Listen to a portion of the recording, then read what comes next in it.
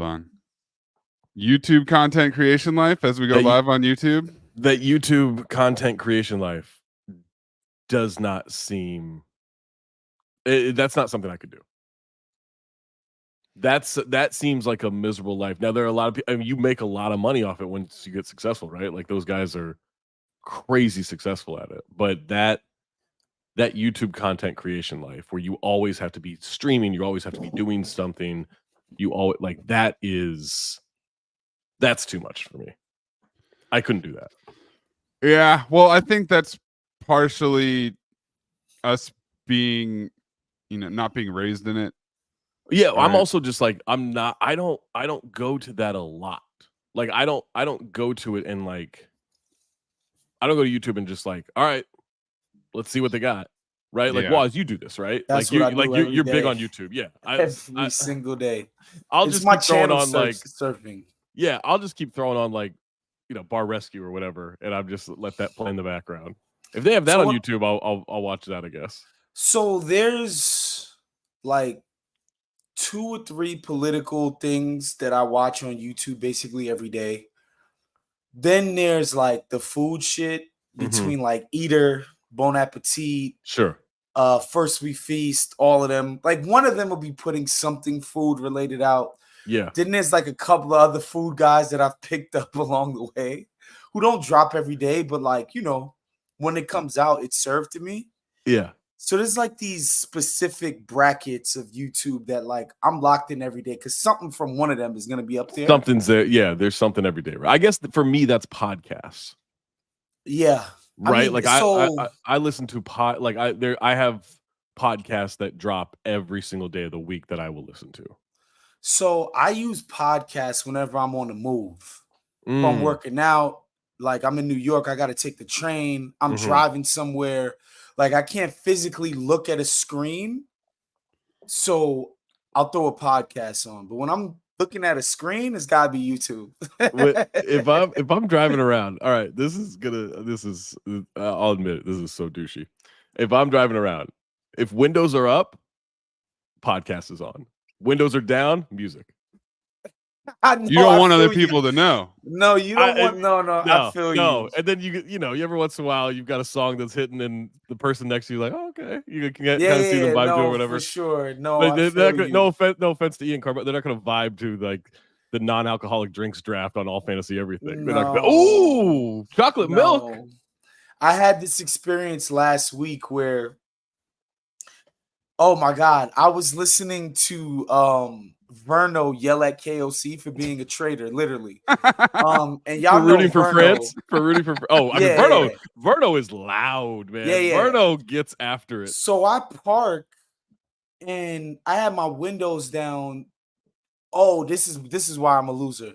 I had my windows down so I could still listen as I was feeding the meter. Oh, you didn't like have headphones or anything. No. And an older white gentleman walked by. He was not amused. Of course not. That's a crazy thing to walk in on. This loser listening to. Yeah. Like if I pull into that Erewhon parking lot, no, you can't be playing. It can't be a podcast. No, you got to bump something. No, that's embarrassing. Yeah. You guys ready to call me an old man? I still listen to the radio in the car. I listen to Sirius. I listen to Sirius in the car. You know who's got a good channel? I'm going FM broadband, baby. FM? No. Yeah. If I had respect for LA Talk sports radio, I'd probably listen to that, but I'm not listening to radio music. You know who's got a nice Sirius channel? That John Mayer. He's got bangers, man. He's got you just made a push to be older than me. You just took that belt right back. He is a curator. That guy, I think it's channel 14 on Sirius. John Mayer's he's a curator. He's a curator, and he's actually involved in it. This isn't like Bruce Springsteen's bullshit where here's a playlist that he's not even involved with. This is like he talks. He'll take a call every once in a while. Like John Mayer is hosting radio. Well, John Mayer, now that he's with Dead and Company, he's that's pretty old. Leveled up, you know. Yeah, that's pretty. Now he's like the young guy hanging out with the old dudes, playing jam bands. Deadhead music. Like He's- he's been Then at when the Bruce Sphere Springsteen and forever. Barack Obama dropped the world's worst podcast ever. Good The most times. expensive podcast ever. I do not Before- understand the Bruce Springsteen thing, and I never Prince will. Harry and Meghan. That was the only other competition. Oh, What's God, there that one. to? I mean, it's like Remember- you know. Do you remember the Super Bowl performance? And he I power don't remember. I probably Okay. You're skipped saying that. you one. power don't slides. understand the Springsteen thing. I don't. Why? That's Well, crazy. I'm not a white guy from the East Coast, so I don't understand it. But Yeah, you but listen he's to a John working- Mayer serious? He's Because a he's not. working It's because class. it's not just here's some E Street Band shit. He's No, like no, no, playing no, no. everything. He plays everything. No, Zach. It's a working class hero sex symbol. That's it. That's all it is. It's like He's like I'm 5'6". one of you normal Yes. people who they shipped your jobs overseas and you got problems in your little hometown and Mhm. I represent you. It's He's all lit- class politics. He's listed at 5'10", which means he's 5'7". He no, the Super Bowl performance, he power slid across the stage Yeah. into the camera. And I remember tweeting something about like that's one of the worst things I've ever seen. And all these like Philadelphia, Jersey, and New York. Yeah. What are you talking about? This is one of the Crazy. best performances ever. I'm like, this is horrible. It's horrible. Well, as usual you, from the Eden. chat, Eden's on your Ally. side, Zach. Ally, yes. I am Wow. kind of intrigued for the Jeremy Allen White as Bruce Springsteen biopic. If anyone could coming make out. him interesting, it would be Jeremy Allen White. Hell yeah. Also Yeah. short, And another you're short stupid, king. Zach. Also, who's is Timothy Chalamet going to be Bob Dylan? Yes, that was the other Yeah, one I was I going to bring saw up. that. I saw that preview when I went and No. saw Out. Deadpool. Does that quite Out. qualify for the like illusionist prestige?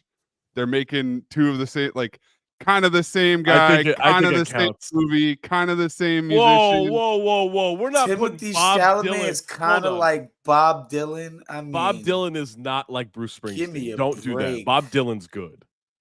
No, Bob Although- I'm Dylan's out. good. Timothy I'm out. Chalamet is not. Although I saw Bob Dylan perform in like St. Paul, I don't know, 12 years ago. I mean, he was old then. He's that was 100 years old. that was one of the worst things I've ever seen. It was so Is he uncomfortable. on board with this biopic? Is that like He's- I think you he's have old to be. You have to he's sign too- over your life rights. so I don't he's know. about to die? That's what that has to mean. Because this is like Mm. biopic, like straight up. Is like that doesn't feel like a Bob Dylan kind of thing. Like a just straight up Yeah. like He's Timothy Chalamet, 83. Pretty He's got to Boy be older rendering than of his 83. life. He's got to be older than 83. This is crazy. He's way older than that, man. It, Joe Wikipedia Biden's says 83. Sleepy Bob Dylan. Hey, welcome to the OG show, Zosny edition. I'm Zach Harper. That's Wosny Lambre. That's Anthony Mays. Guys, we are officially in the dead zone. Oh yeah. It happened. We're in the, yeah. we're in the dead zone. Yeah, Olympics are over. The WNBA Delayed starts by up 3 to tomorrow 4 weeks, Zach, because of the Yeah. Olympics. By the because way, of the Olympics. Yes, but this is there's not a lot going on. I'll get into baseball in about 3 weeks. I will not. It's going to be dependent on if the Braves can rally. That's otherwise. I read an article, or I read the wind up, which is the Athletics baseball newsletter today, and I was informed that the Cleveland Guardians have the best record in baseball, which I would have never guessed that. So shout out to them. But we're in the dead zone. I'm interested to see like what Caitlin Clark does. She seems to have gotten it together, or what some WNBA stuff I'm interested in. But this is a coast. I'm gonna stream a lot of stuff. I'm gonna go to the movies a lot, yeah. and then I'm going to Europe. That's my time until basketball until the NBA starts back up. But I guess Woz, do you have any lingering thoughts on Team USA gold medal? Never in doubt. I don't want to hear any of that bullshit. The world has not caught up to Team USA, in my opinion. I refuse to believe that because we keep wearing the gold medals. But Woz, what's the biggest take? Is the biggest takeaway the Jayson Tatum story, or is it Steph, LeBron, KD? I mean, for me, it's Steph, LeBron, and KD. I think, not watching Tatum. I'm not going to be like, when I think about these Olympics in 4 or 5 years, I'm not going to say to myself, damn, I didn't get to watch Tatum play. Like, now, what if he doesn't play in 2028? Well, Then I gotta read these oh. quotes for you guys. We'll get into the Tatum thing in a little bit, but I want to hear some non-Tatum stories from Waz first. Yeah, no, it's just like for me, it's about Bron, KD, and Steph. Like, Steph and LeBron in particular, like those two guys having like legitimate synergy together, like legitimate, like. I think the fact that they've played so many times against one another, they know how to use each other. It's weird. Yeah. That like Steph will like famous, like he did. There was this, I think it was against France, either France or Serbia, where he basically shorted the screen, but instead of how big men do when they roll, he just flared to the top of the 3-point line. Kind of looped up. Yeah. And LeBron was like, oh, I already know what's coming. Yeah. And everybody was just like, wait a second. Like the defense was like, what the fuck were we doing that we just let Steph Curry open 4-3? He was open so much in those last two games. Like, are you guys watching the fucking news? Like, what are you doing? That was, to me, that was the coolest thing for me, man, is watching those two guys not just play on the court at the same time, play with each other. Was crazy. So that to me is my biggest takeaway, that was something we got to have as hoops fans of these two giants, man. You want to know how I know the Lakers and the Warriors have no shot this year of being contenders? No shot. Is because after the Olympics, everybody started saying, God, LeBron and Steph need to team up. Yeah. If they had any kind of shot, you would never see that. It would just be, the morality police saying, you don't team up, you got to do this yourself. You shouldn't even have 4 teammates out there. You should be 1-on-5. Like Elgin Baylor used to have to do. Like it's, it would be that. I'm also sick of hearing that LeBron and Steph, we got to see them on the same team. No, we don't. We don't. I mean, we don't need to. But I told y'all when, the Lakers and LeBron was having their beef, give me Steph or give me the Knicks, and I'm all in. I'm all in. Like you as a one of the founding members of Team Clutch. Oh, you're all in. Yeah, I'm not a founding member. Oh, you're one of the early investors. I'm one of the early adopters, true believers. When they were gigging, know what I'm saying, at these little small clubs in Cleveland and Akron, I was definitely, 2 of the 3 first people to show up. Right. Little tease for our industry talk later was you were friends and family. You were in at that Oh level. my God. Forget about it. For Clutch, the IPO. Now, now that they're the goddamn U2 or the Beatles, I'm still here. I'm not mad that everybody's down. Yeah. Now that they host their own Sirius channel, you're still in. I'm not mad at everybody else. No, people do that though. I think one of the dumbest things is people like wanting to be first on liking something. It's so stupid. For sure. I mean, sometimes I don't need to be first on anything. And then they're mad when it becomes popular. Like, you like it. What's wrong with you? Well, I don't play those hipster games.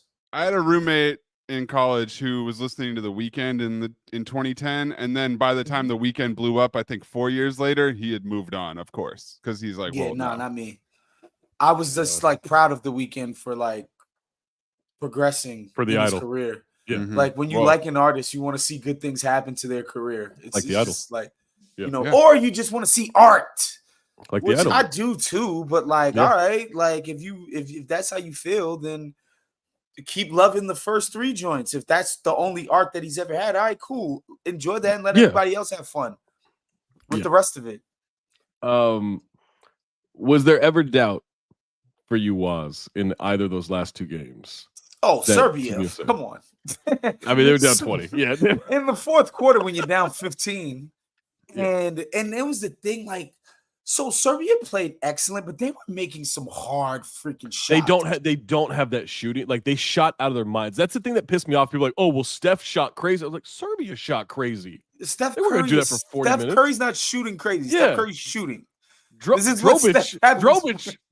lighting people up is not crazy. That's not gonna hold. Are you kidding me? They were making these insane shots, and it just felt like one of those days was like, bruh, it's just not their day. Like these guys came out, they had a great plan, first of all. Game plan. And I just thought Jokic was so in command of the game. Yeah. And look, did he get tired? Did he get tired? He didn't look tired to me. Well, just when he loses, it's because his team got tired. He was not tired. Well, no. You guys know what happened, right? What happened? LeBron brought the strategy that was so effective against Jokic for the Lakers. And he guarded Jokic. Well, I will say, he played the Rui. Yeah, those he's like, I've seen Rui do it. Guarded Jokic were better than everything AD did that whole game. Like, of course. It's just a fact. Also, like, because I'm not saying like LeBron is as strong as Jokic. Jokic, I don't think people realize how strong he is. Like, he just moves giants out of the way. But LeBron does have a certain center of gravity with his strength, where he could at least, like, he wasn't just easily moved. Right. It gave the defense time to adjust and everything. But that's the thing. So yes, Serbia had an incredible strategy early on, and they got lucky with a lot of the outside shooting, but they don't have the depth, and that shooting wasn't going to hold. And USA can ratchet up that defense, and that's what happened in the fourth quarter. That's scored them 32-15 in the fourth. Some of that is the shooting regressing, and a lot of that is like they just decide we're going to lock down defensively. So what the LeBron covering Jokic thing did is that it finally made Serbia uncomfortable on offense. They were just getting into their shit. Boom, boom, boom. Oh, we want Jokic to catch it exactly at this spot. Because we know USA is gonna react one of two or three ways. And when they do this, Jokic is gonna, like, they were so comfortable until they switched up the strategy, which, like, a lot of it was like shit that you learn in freaking, 7th grade basketball, Zach, where it's like, all right, we know the guy's way bigger than you, front him. Right. Make them throw it over the top. Throw the top. We got a helper. To help behind it. And, it was like finally they switched it up and made them uncomfortable. And that's when Serbia was like, oh, turning the ball over. Oh, the threes are a little bit more rushed. Oh, and then towards the end, Jokic was like, all right, they're going to do this with LeBron. All right, I'm going to feign here, catch here, whatever. But, like, they finally made these freaking guys uncomfortable on offense. Also, USA got rolling a little bit, and look what happened. You know what happened to Serbia? I believe the term from Bomani Jones is lemon booty. Those dudes shriveled the fuck up. Because you're not built for this. You're not built for players in the world. People are like, oh, well, they only have this many million, so it's an accomplishment. Yeah, bronze is an accomplishment for them, not for us. Yes. It's gold, baby. You don't get to be America. Sorry, not in basketball. So yeah, like, LeBron, and by the way, like, LeBron being able to even do that, contribute that kind of shit. Because again, Bam and AD were getting smoked all fucking game, man. Like, and these are two of the best defenders in the world. They're both in the top 5. And Embiid was good offensively. He was terrible defensively and terrible on the boards. He missed time so many things, but he was able to make up for it offensively in the fourth. Like he did his thing on offense. The 7 straight points was huge because he was just no hesitation, like not trying to get all the way to the rim. He's like, wait a minute, get to a spot in the middle. 12-foot jump shots. Like I don't miss these ever. I'm like 90% on these. Especially wide open. And just the contribution, like, that was the coolest thing to me about the fourth quarter. It's like Book makes a big 3, KD makes a big 3, then makes the ISO jumper. Steph just big 3, like LeBron with the drive and the finish and the coast to coast. And like, it was amazing. Serbia was the game for me.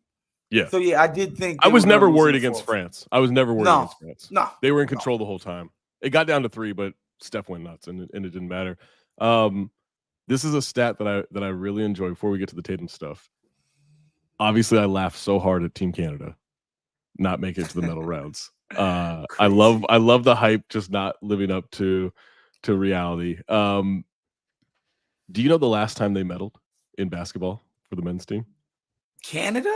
Yeah. They've never medaled. They did. They have medaled. Oh, wow. It was 3 years before The Wizard of Oz came out. It was 1936. They got a silver medal. Wait, isn't that the Jesse Owens Olympics with Hitler? Is. Berlin, yeah. Wow. It sure is. That's crazy. The last time they medaled. Jesus They got Christ. silver, though. In basketball or just as a country? No, men's basketball. Was Dr. okay, James about to say, Naismith oh my starting God. for them at that point? What He was might have been. What He was the might have lineup? been. Like, It was him and like George Mikan's grandfather or something. I don't know. All but right. yeah, that's what I'll take away. The amount that I love Steph, like by the day, my love of Steph just grows in its intensity. Him cooking those final 3 minutes against France. That's the best show on earth. There's nothing like it, man. There's nothing like that matches it. There's nothing topping that. Like, to the point where the announcers are like, wait a second, the French crowd is now rooting for Steph Curry to make these threes. He will turn a crowd, man. Like, he will turn a crowd. Yeah. He's a magician. Yeah. That was just everything. So that's for me what it's going to be. It's not going to be about like, my takeaway is not Tatum didn't play. I'm sorry, bro. Like, guys that played ahead of you at your actual positions. Like, because he's not a shooting guard, right? Right. He's a 3 or a 4. Bam, AD, Steph. LeBron, KD. Yeah. I said this. I was talking to Dave DeFore and Mo Dakhil for The Athletic yesterday, and I said, like, Embiid and Tatum were the only ones that did not try to fit into a Team USA concept, right? Yes. Now Embiid got going a little bit, but he also, like, he was terrible for most of the tournament, but he had his moment. That's all they needed. Tatum never really got that. If Tatum tries to adopt the Olympic Melo mold of just like, I'm going to catch and shoot, I'm going to crash the boards, I'm going to, play some D, whatever. If he does that, he probably finds more time, right? Like, you can't dribble, like, you can't go be Jayson Tatum. You have to go you have to go fit in. Very few are. Like, even KD is just like, all right, pull up jumper, he'll ISO a little bit, but you have to fit into so I think if Tatum adopted the Melo approach, he plays a lot more and has great success because he's a better 3-point shooter than what Melo was in 2012, right? Like, he just is. He's more dynamic of a shooter. He's big, like he can do a lot. Someone on Twitter was like, well, he was second on the team behind AD in rebounds per minute, and he was a spot up shooter. I'm like, no, he wasn't, and no, he didn't. Like, none of that matters. He played horribly, but Maze, it is all about winning, right? For him. Okay, these quotes, I did not see these quotes until today. It's from the Windhorst article on ESPN. It's just like 4 days old, so they're old quotes. But the two things about this, I think you're 100% right, both of you. I don't think he should have played. I don't think that should be the conversation. He didn't earn it. He didn't fit in. He's like, okay, he had better people. He had two of the greatest players of all time. He did play in the run-up to the Olympics. He should have played more. I don't think he should have played more. I don't think he should have played against Serbia. I don't think he should have, like, the conversation about it is what's insane to me. And all these Tatum apologists getting really butthurt about it. You mean okay, but they're taking the lessons from the man himself because these are his quotes. It was a tough personal experience on the court, but I'm not going to make any decision off emotions. If you ask me right now if I was going to play in 2028, it is 4 years from now, and I would have to take time and think about that. So I'm not going to make any decision based off how this experience was or how I felt individually. A lot of people text me and reached out and said, make sure this fuels you, which I appreciate. There's a lot of people that care about me. I think the tough part is, yes, you can use things to fuel you, but I'm still human. It's definitely challenging and humbling at the same time. Yeah. He played poorly when he was on the court, which is fine. Like, it's an adjustment. I think if in 2020 he won't play, otherwise he'll play. He's gonna play. A whole lot of hearing about him. Guess who else in 2020? Jaylen Brown. Oh, I glued it. If they win the title in 2028, he won't play.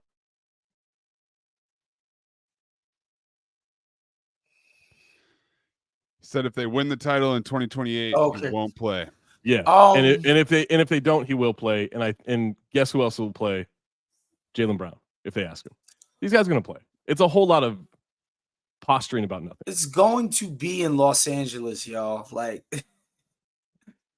all of these dudes, like you can only spend but so much time in Europe, and like they will have been done with all of that.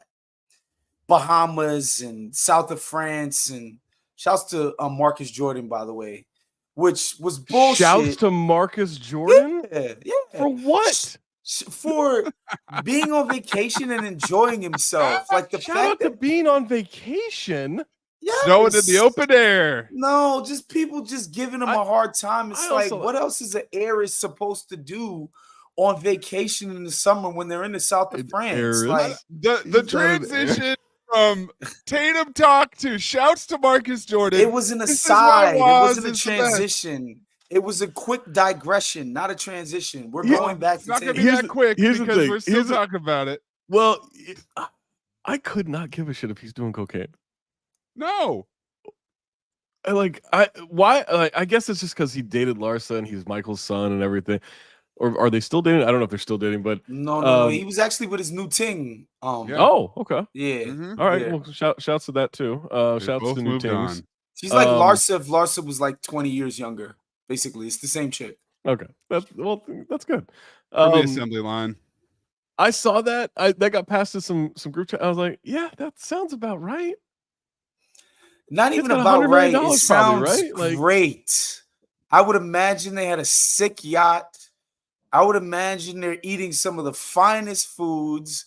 It sounds snorting amazing. Some of the finest powders. Mm-hmm. Hey, listen, man. When you got it, you got it. Listen, boy. Anyway, back to Tatum.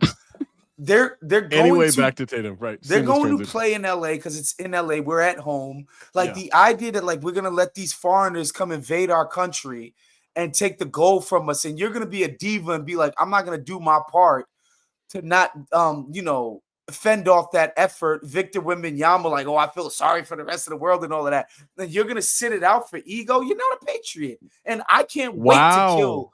I can't wait to kill the people who were too scared to show up to Los Angeles. So I actually, in my estimation, think way more highly of Tatum. I think Tatum is actually not as egomaniacal as those quotes may suggest if you read it through I think there's a sensitivity there, and I don't mean that pejoratively. I think he wanted to do well. He didn't. He wanted to play. He didn't. And that's tough to process. The outside chatter, it's in the quote.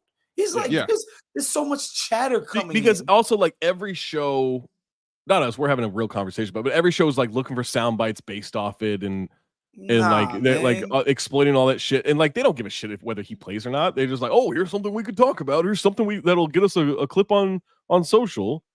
And so like that's what they did. By the way, May's clip this for social. That's what they did, but like I would imagine like I think his pride or his feelings or what something was hurt there, and he'll be Celtic pride. He's 4 years. His Celtic pride, future cinephobe. He'll be fine. He'll be fine. Like he's about to go like compete for another championship this year. He'll be fine. And again, I think we'd be kidding ourselves if like part of the motivation of a lot of these guys to be as great as they are, like most of them, is some of the vanity, right? Like like, yo, I get my automatic spot on Team USA. I get my automatic start. I get my blah, blah, blah, blah, blah. Like some of the vain sort of ego stroking, the spoils of victory, if you will. Like that's part of the motivation. And that Tatum is just like, man, I'm getting none of that after what was supposed to be a bit of a coronation for me. Yeah. Like I'm giving the guy grace, man. How much of that do you think is also like he didn't end up with finals MVP, so he got shit over there? Like it's weird to like win a title. I mean, idiots did this with Steph for years, right? It's weird to win a title as the best player on a team, not get the finals MVP, and have people still kind of like shitting all over you because you didn't get finals MVP. Like you won your first title, be like, well, you didn't win finals MVP. Mike, though. Okay. So Mike Weisberg says, is it vain if you're a 3-time first team All NBA? Excuse me, sir. How many first teams do KD and LeBron have? At least 2. What are we doing? Yeah. LeBron, like, come on. What are we doing, guys? What are we doing?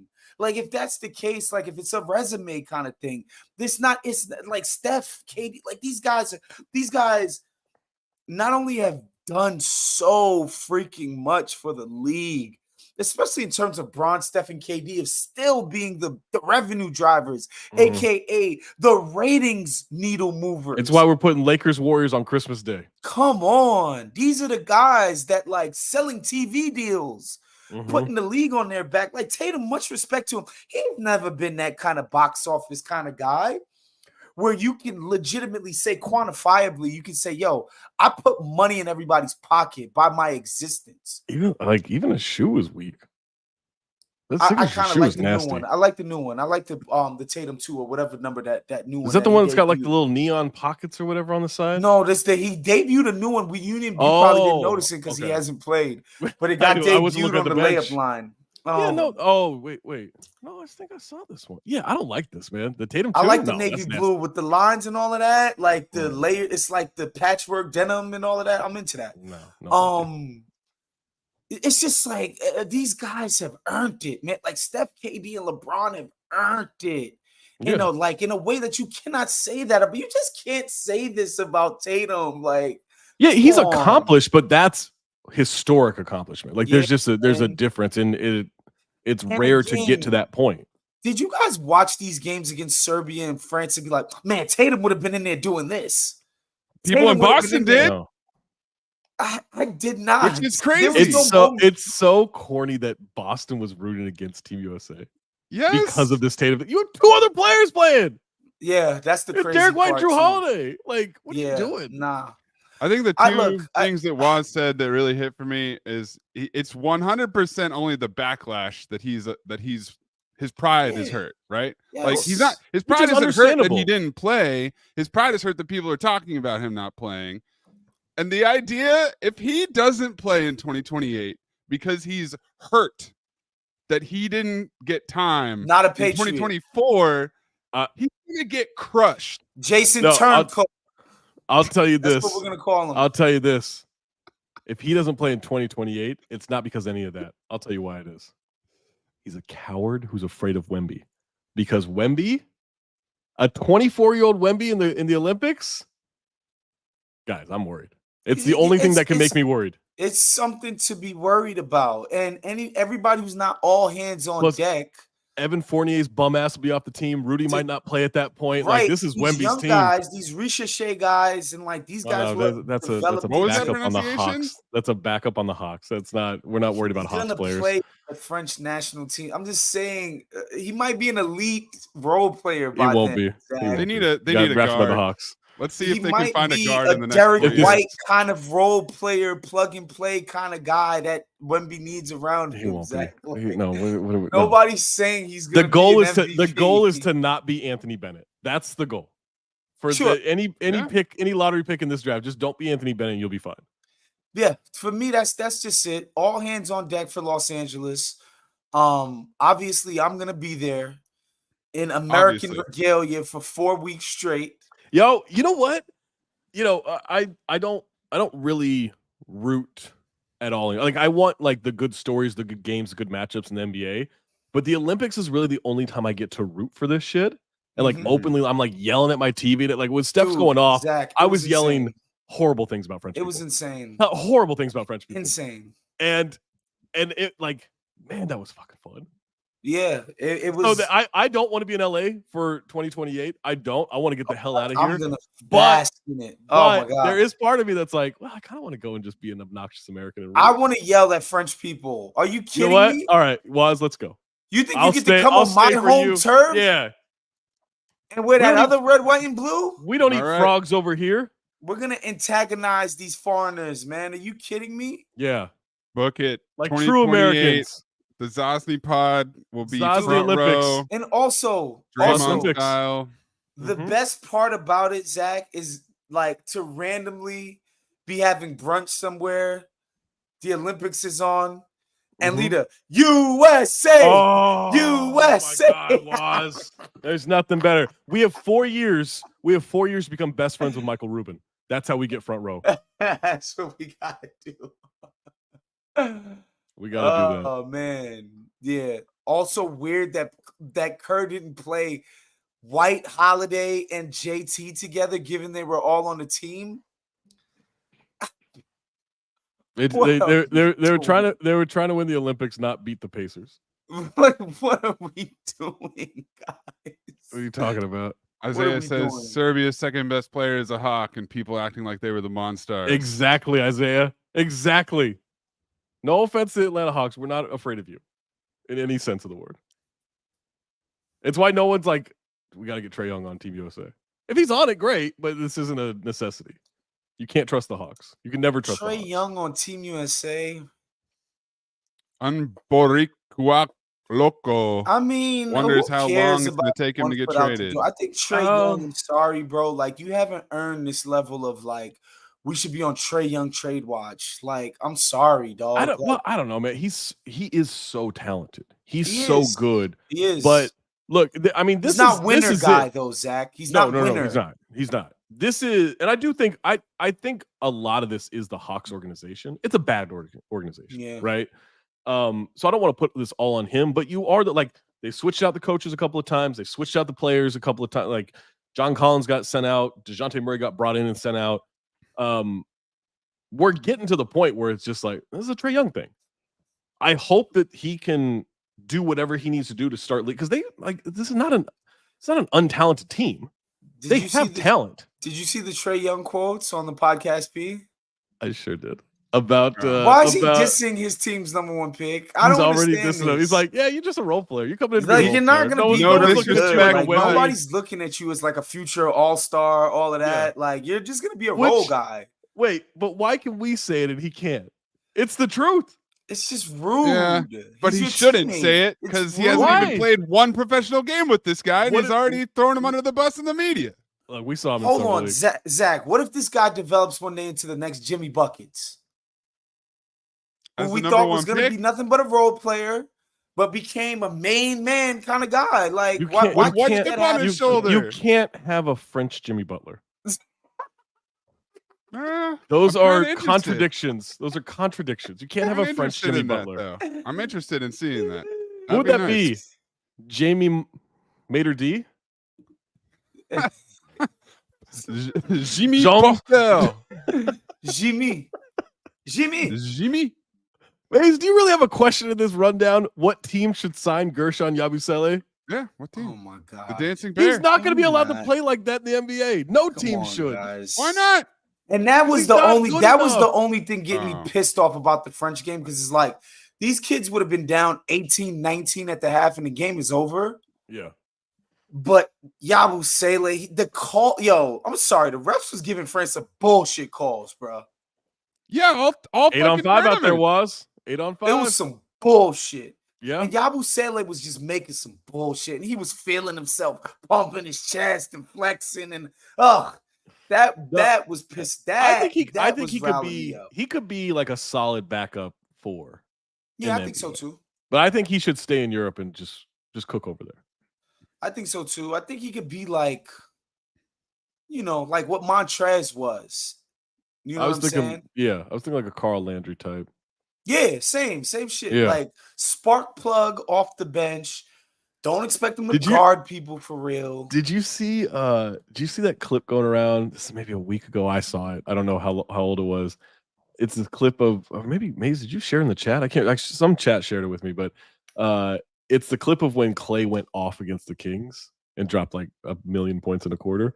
Mm-hmm. And Carl Landry was on the Kings. He was sitting on the bench, and he is like, he's like standing up when Clay starts getting going, and he's like very impressed by it. He goes and walks into the crowd and is just watching like in the stairway. That's so funny. It was sick, man. That's it was crazy. So good. Oh, I think Aaron Edwards shared it with me. It's such a great clip. And so that, and then the story, like, you remember when Carl Landry got carjacked? I do not. Yeah, I want to say this was like 2008 or something like that, maybe around that time. I think he got shot in the leg. He got carjacked, shot in the leg, and like ran away, like with a gunshot in his leg. Carl Landry was a badass, man. Yeah, I enjoyed him. Yeah, always terrible at defense, but he's 6'6". He was fun. He could have guarded Jokic. He could have, yeah. As long as you got Jackson Hayes back there, you can guard. He missed his window. As long as you got Jackson Hayes back. All right, so I asked Zach if he had checked out the new Steph Curry show. I tried. Throwback. I tried twice. I fell asleep 2 minutes in each time. And I don't think that's a commentary on the show. I think I was like Denver at home in a game 7. I was just tired. I was a sleepy boy. and I've heard some like solid things about it. I've heard like there's some jokes from Steph that you wouldn't expect in terms of like. Wait, Steph is actually in the TV show? He's in it. Yeah. So here's the show concept? Yeah. No. Here's the premise it's Adam Pally. It's on Peacock, right? It's on Peacock. All 6 I episodes scrolled right by it. now. I was like, there's no way I'm watching some Steph mockumentary or something. No. It is a mockumentary. It is shot in that style. And the premise is that Adam Pally was his middle school teammate who was this dominant player. And then it's Danny Almonte style. His dad lied about his age. He was actually 14 playing against 12-year-olds. And Adam Pally's life falls apart. He ends up running a memorabilia store and he's in debt. And so when the debt comes a knocking, he turns to his old friend Steph Curry.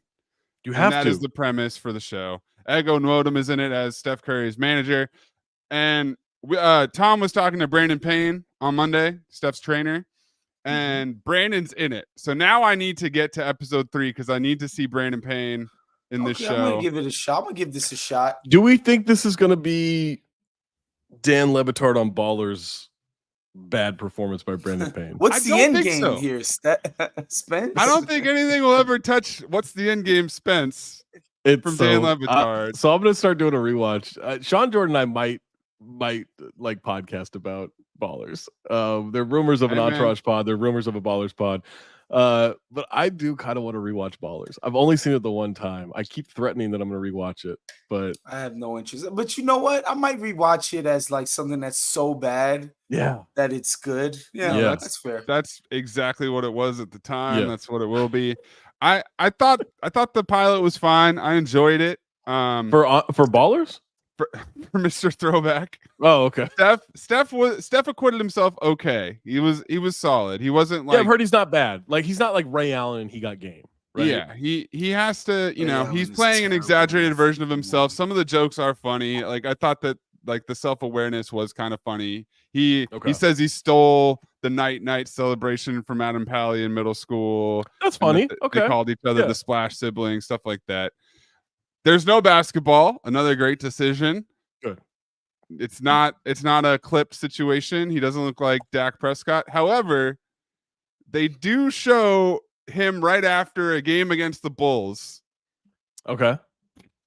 And the score was 145-62. All right, Warriors. That's accurate. You don't think the Warriors could beat the Bulls by 83 points? Maybe this year. You're right. Dude. Led by Zach LaVine, who nobody wants to be there.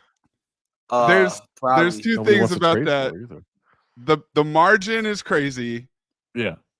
But also that it's the Bulls that are now the punching bag in terms of what team can we throw up there. Yeah. Like that's a little surprising. How conscious of a decision do you think that was? That's a little surprising. It's funny as hell.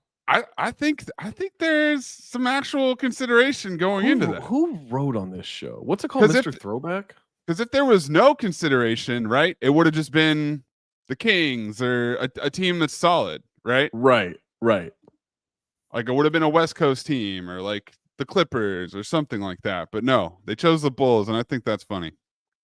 Adam Pally is he's from New York. Okay. Maybe Steph has a former teammate up there or a former assistant over there that he thought it would be funny to do that. Who knows? Yeah. Well, all right, if all these people who are involved in it are from New York, that Bulls-Knicks rivalry from the 90s, this is revenge, right? I think that's what we're going for here. It's the only way to beat them. Damon really wants you to do a Ballers pod, but Eden really wants you to do an Entourage pod, Zach. We're going to do both. I just don't know which one's coming first. But Sean Jordan is already rewatching it. I just rewatched Entourage. Excellent. That's good. And not just because he's our guy. I'm not pandering here. Jerry's so good as Turtle. Yeah. That's the best Yeah. character on the show. He has the best evolution for sure. Johnny Yeah. Drama's one note, but he makes me laugh the most. I'm sorry. Yeah, Johnny Drama comes out He makes me red so hot. uncomfortable. He makes me so uncomfortable. Like, I'm just like, shut the The fuck up, man. desperation Like, yeah. is just so. I do like the funny recurring joke of like anytime an old show is mentioned, he's like, "Oh, I did a 3-episode arc on that." But yeah, but also Absolutely. the like meta commentary that he's like Matt Dillon's brother that nobody gives a damn about. Like it's just so good. Yeah. I forgot how funny Vinny Chase looks as Pablo Escobar when they do Medellin, like the fat suit and the eyes in it. Oh my god, it's so funny. Speaking of Matt Dillon, watch Wild Things a couple weeks ago. Holds up. It holds up. It still does the job. It still does the job. The weirdest scene to me in that movie is when he just starts pouring champagne on them in the hotel room. Like, and everybody it's such knows a what weird. to do. Well, everyone knows what to do for sure, but it's just such a weird. Like, it's so much champagne. He just empties the clip into the twist of the twist of the twist. Like Aunt Edward. You know what's another horny movie from back then, maybe a little bit after Wild Things. Have you ever watched Palmetto? I've never seen that. Palmetto's Is that got streaming anywhere? I want to say like, oh man, I don't know. I want to say I it's watched like Cruel Intentions. Elizabeth Shue and maybe Gina Gershon. Oh, Cruel Intentions still hits too. That's still a good movie. Excellent. Yeah. Palmetto is a rental. It's probably why we haven't picked it yet. Yeah. That's a horny movie. That and Color of Night. That's a horny movie too. Bruce Willis. I think I seen Color of Night during the pandemic. It was a Woz night. Listen, bro, I tried my best. I tried my hardest to watch every single erotic thriller that was on my streamers. If it was why is it 2024 we're just finding this out? You know the tab that's like you pick the movie and it's like also like I would just keep doing that. Played that rabbit. Played that chain. The Madonna movie with Willem Dafoe. Oh, saw that during the pandemic. Excellent. Yeah. I got the job done. There's a movie where Body of Evidence. Yes. Body of Evidence. Excellent. 8% on Rotten Tomatoes, and it's on Tubi, Zach.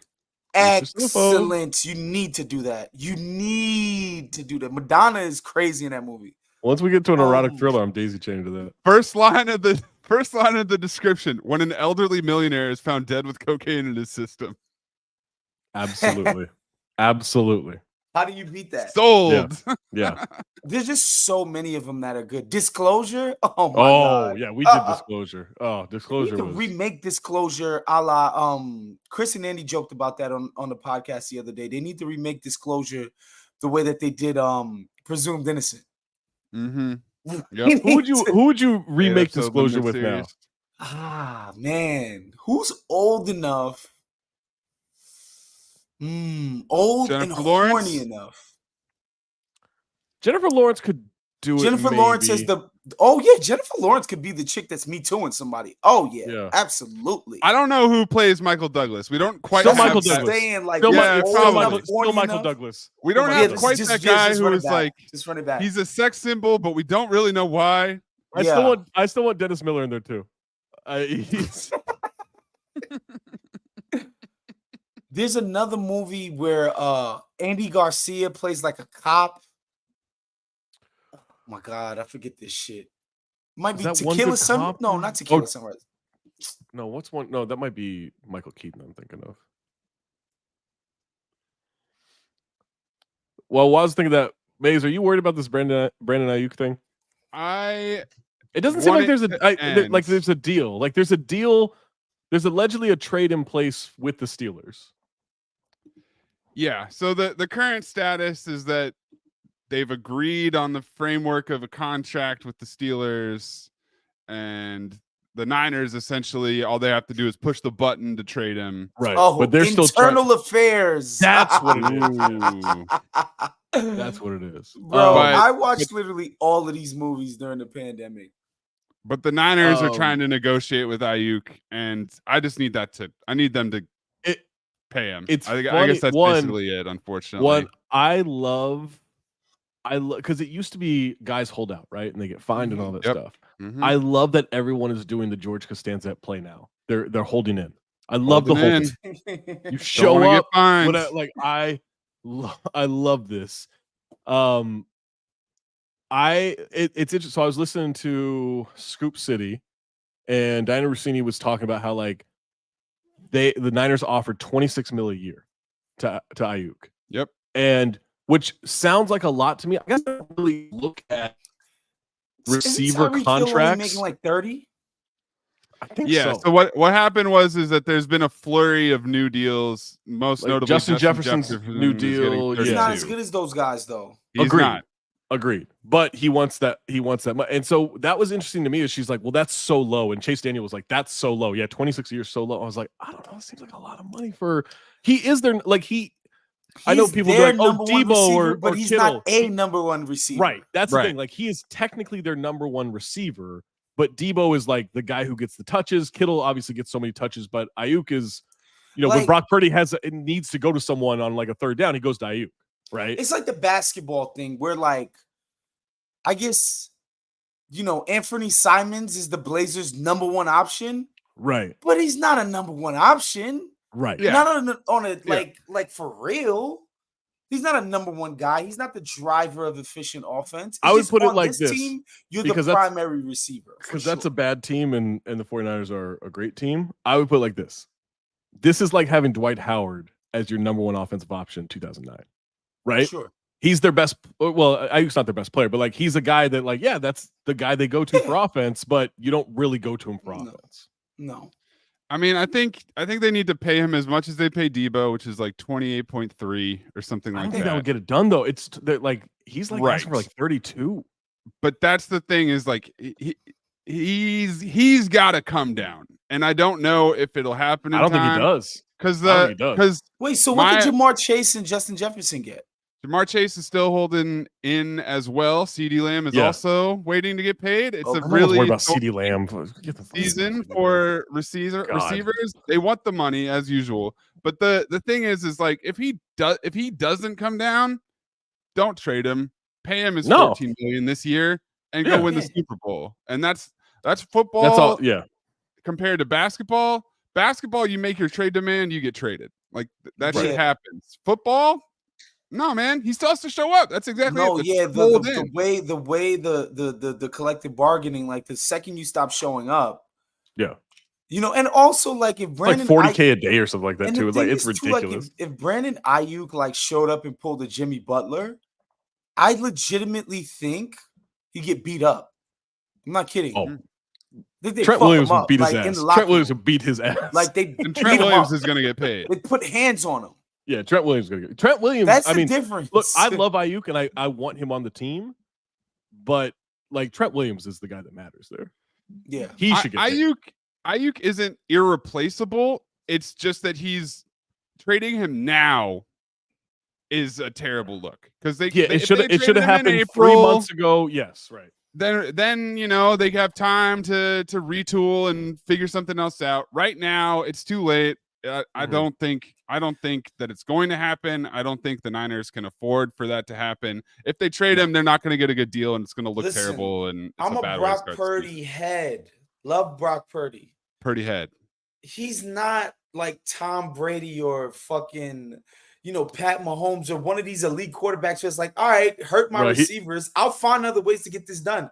That's not going to be the case if this happens. By Tom Brady finds another way to get this done. You mean the defense just wins the game and he maybe makes 3 plays? Sure. Because that's the majority of the Super Bowl wins for Tom Brady is like, he really didn't do much. Until he got Randy Moss? Until he got Randy Moss. Well, then they didn't win a Super Bowl. Though, Brady was like really like killing people on offense. Yeah, he's a top 10 quarterback. He's a top 10 quarterback all time. He's no Joe Montana. He's no Pat Mahomes. But yeah, he's up there. He's like somewhere with Steve Young.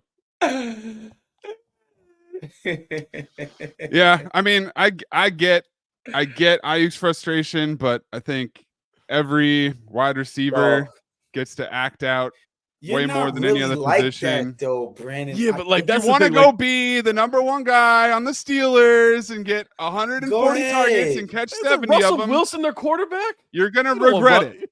You don't want that noodle arm thrown into you. But like they can't really be fighting over the difference between 32 and 26. They are also like. There's gonna be a point I think where Chase gets his deal before Aiyuk, and if Chase and CD get huge contracts before they finish this Aiyuk thing, it's only gonna make him outier. If CD Lamb gets more than Aiyuk, I would be pissed if I'm Brandon. Well, he's going to.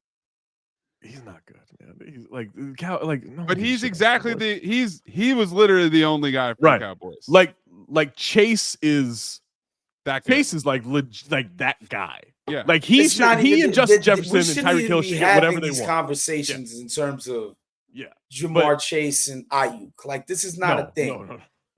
It's not even close. It's not. I love Brandon Aiyuk. He's one of my favorite 49ers. His route running capabilities are, it's Marvin Harrison-esque. But you're not Marvin Harrison. I don't say that name, but yeah. Well, you're gonna have you're to not say the junior or the junior. senior. He's got a junior in the league now, so I'll just call him junior. Again. I ain't saying first junior. Yeah, Aiyuk got to grow up.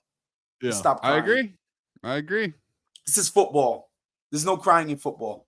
And guess what? If he doesn't grow up and he keeps pouting, he's gonna get paid $14 million this year. That's how it goes. It's tough. I don't mind betting on yourself, but yeah, I just want them to win the Super Bowl. I don't care. I just want them to get to the Super Bowl. Just win the Super Bowl this year, and then trade him. I don't care. Like just run the team back. There's no reason to not run the team back as is. Yeah. Two things I want. I want to see the 49ers in the Super Bowl, and I want to see the Cowboys fail hilariously. Those are just that one. The second one's a guarantee. Well, three things because I love when the Cowboys thinking that they cannot pay Dak Prescott is kind of funny to me.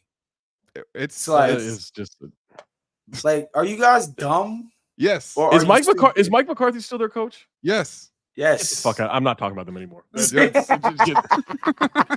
fuck out of here. I gotta go do another pod. All right. Later, Zach. Later. So wait, are we kicking people off the live? No, the live people get to. If you show up live, you get to have it. You show up live, you get it. All these 50 people here, they get it. Okay, and then if you are a Patreon, you also get this conversation. So season 3 of Industry premiered on Sunday. As we announced earlier, it's a little bit of a dead zone, not just for sports, but also for TV, which kind of clears the lane for Industry to really capitalize in these next 2 months. So the first 2 seasons, I think first season kind of flew under the radar. Second season got a little more hype. And now third season, I think this is positioned as a prestige show, as an Emmy contender, all that stuff. They brought in Kit Harington as Jon Snow, as the head of a energy tech company, Lumi. Ethical investments. I love this new angle, Waz. So talk to me about ethical investments, this new trend in the industry world. Are you pro or against? Are you on Team Harper or Team Pierpoint? I mean, I'm on team Yasmin, whatever that might be. No matter what. And I got a soft spot for Rob too. It's just Harper's just such a bad person. Yeah. Like she's just so borderline evil. Eric said as much. He's like, I don't think she's a good person. It's like, bro, and none of these people are a good person, but it's like professionally, I don't think you can be decent in this profession, right? But outside of the profession, you can whatever. I think Harper's bad outside of the profession. I think she's tough to root for. And no, I think that the show is so smart about being anchored in the real world, right? Yep. When you hear these fucking tech billionaires or whoever, these heirs and heiresses go on CNBC and talk about, well, this new thing that I'm doing is I'm only doing, ethical investing, which is it's just stuff that's going to save the planet and blah, blah, blah, blah, blah. And it's just the only investing that these guys can truly do is shit that makes money. Whether it's ethical or not will never fucking matter. If kids in Ohio have their water supply poisoned, who cares if it's making money? That's all that's gonna matter, And like just the idea that they the show like alluded to this, like with Harper's language to her bosses. Like, is this just shit we do to make us feel better? Like we're not actually trying to make money off of this. And also that it's a fad, and so because it's a fad, it's overvalued. Yeah, we should probably be down on it. Probably try to short it for sure. That's cool. I think looping Harper back in, like in this, like, all right, she's flamed out. She's now starting, essentially from scratch again, but she's still really talented, and so love that's what they're doing with Harper. Like, they found a way to loop her back in and giving her a nice storyline. Like, the Kid Harington guy is just excellent too, because like that scene with Yasmin where he makes her come visit. Yeah. So he calls her in the middle of the night so she can go to some giant mansion / social club it's like Soho House for the aristocracy. Racquetball with gloves. I don't know what that sport is. And also he just brought her in. Ripped, by the way.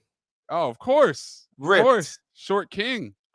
But he brought her in there essentially so he could like have his buddies make fun of her. Have them make fun of her, but at the end they were like, yo, bruh, you need to come to this meeting. You need to come to this whatever. But what I thought was cool, and the show is like pretty subtle about making these small little class differences. Like Kid Harington is obviously like he's like a sir or he's whatever. Old money. He's old money. So he's old money. He comes from this long line of aristocrats, and now obviously he's not starting some business from scratch. He's doing like clean, renewable energy, blah blah blah. It seems almost like money laundering. Yeah, it's fake. It's nonsense. Yeah. Because when you're actually old money and you're like, none of this could actually ever affect your life in any meaningful way. It doesn't matter. And what we learn is that Yasmin, her dad specifically, he went to Oxford or one of these elite schools and then built a fortune, but he's not of this world.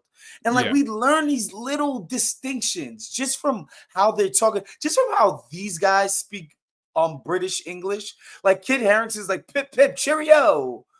He's like talking, he's not using his normal like sort of regular London accent. He's like talking like some aristocrat.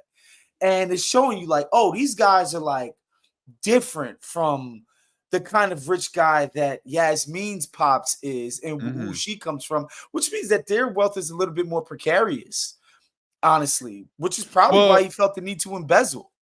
Yeah. So her dad had a publishing company and he embezzled a bunch of money and he's on the run. And so her storyline this season is that people are coming after her, paparazzi, people are suing her. She's broke. She's trying to scramble and keep everything going. But yeah, the guys playing that weird sport with Kit Harington, Henry Muck, as his character is named. Muck. One of them, Muck is great. One of them runs the tabloid, the tabloid that embarrassed her, that is following her around and embarrassing her, and they all remember her dad from his college days, and him. They remember him being kind of a douche, and him kind of flaunting and being like very flagrant with his wealth, right?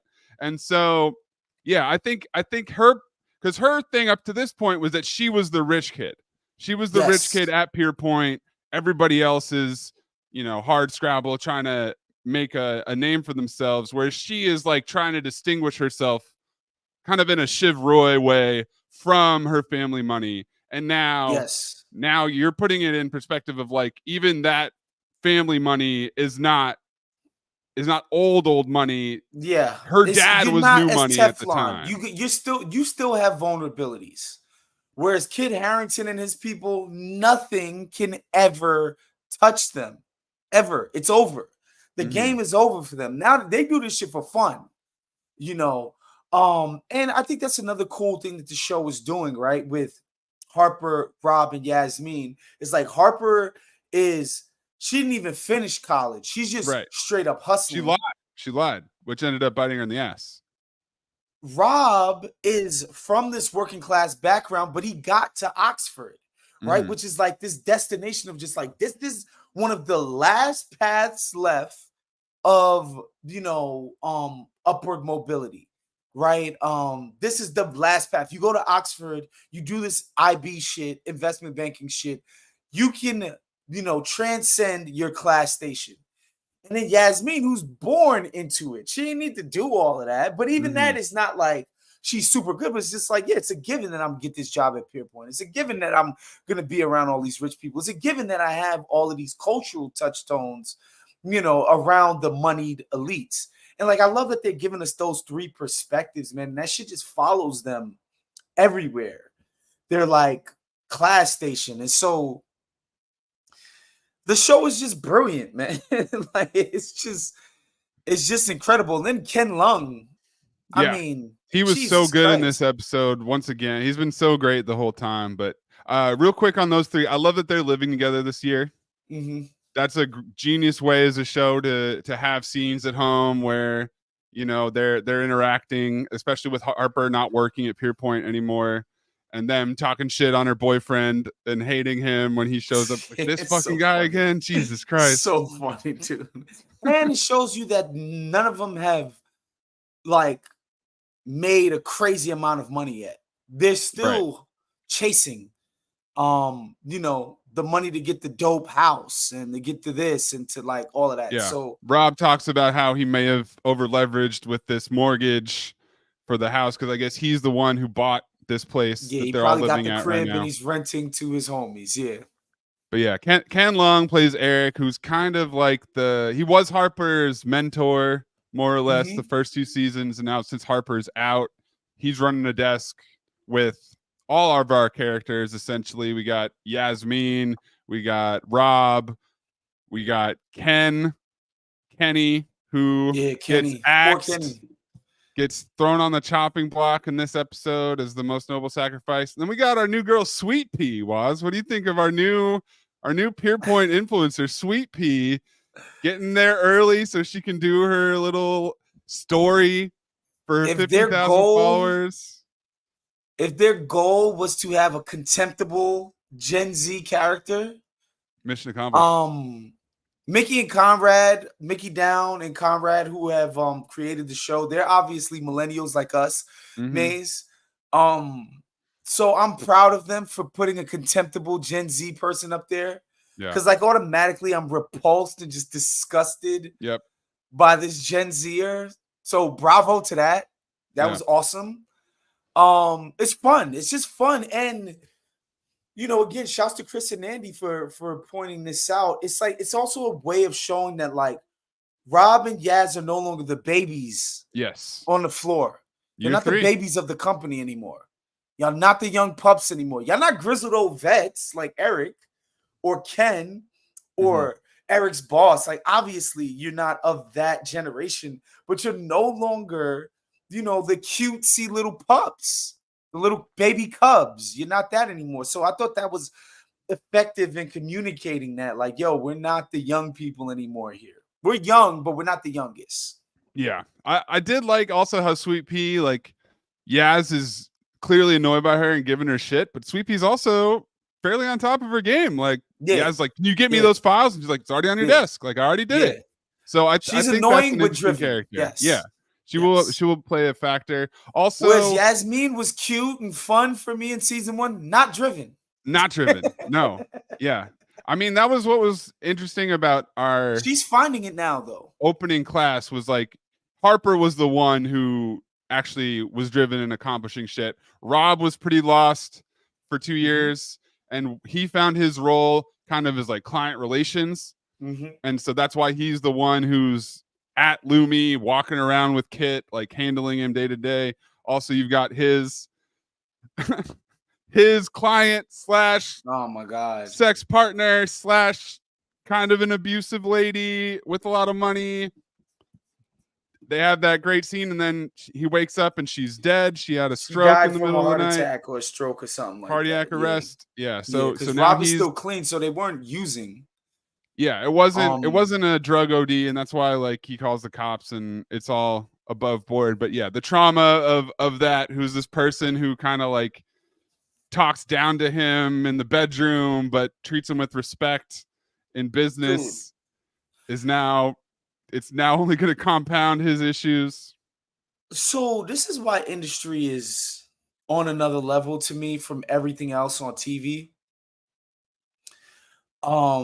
Is that they could have the dope ass scene with Eric and Yasmin, basically, coked out, coke vulnerability. Who hasn't been there at 5 I in the haven't morning? done blow since 9/11. 9/11, great my line, favorite just line amazing from line. the episode.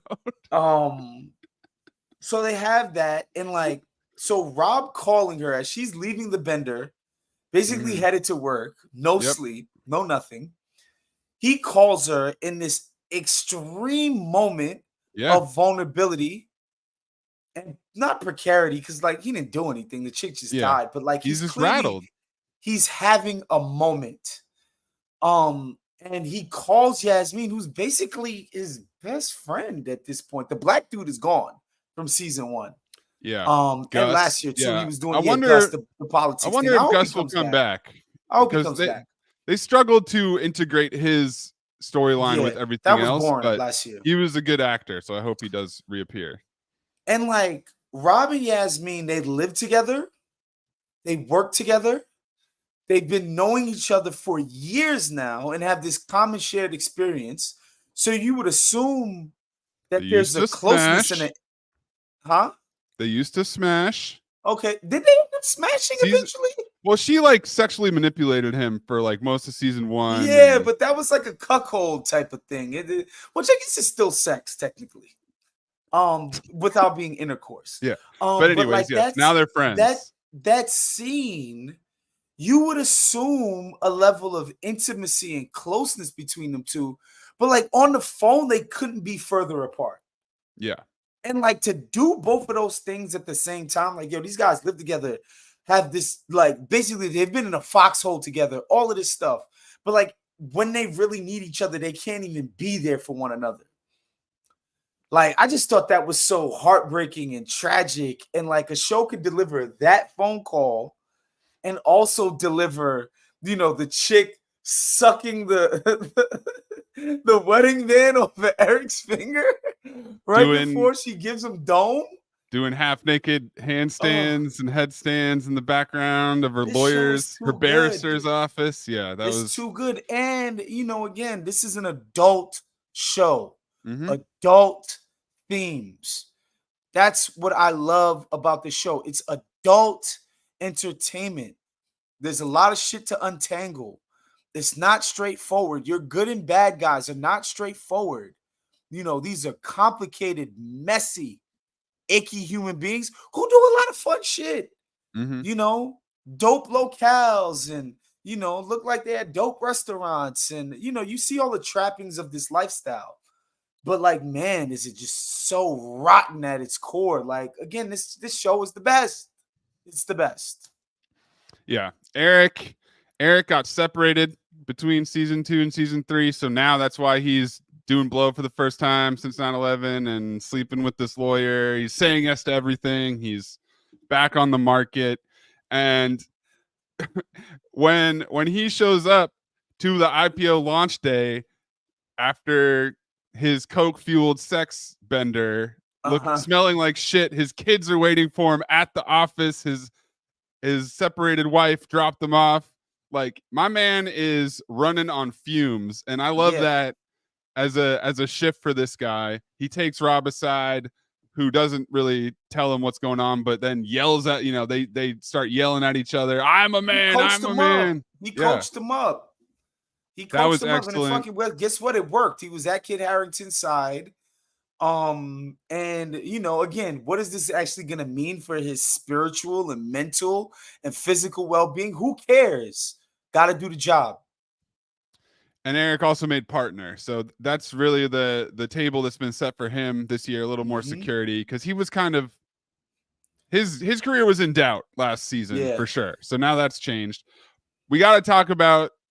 I know this is our favorite character, was Rishi, the underutilized on purpose, the most aggressive psycho in the office.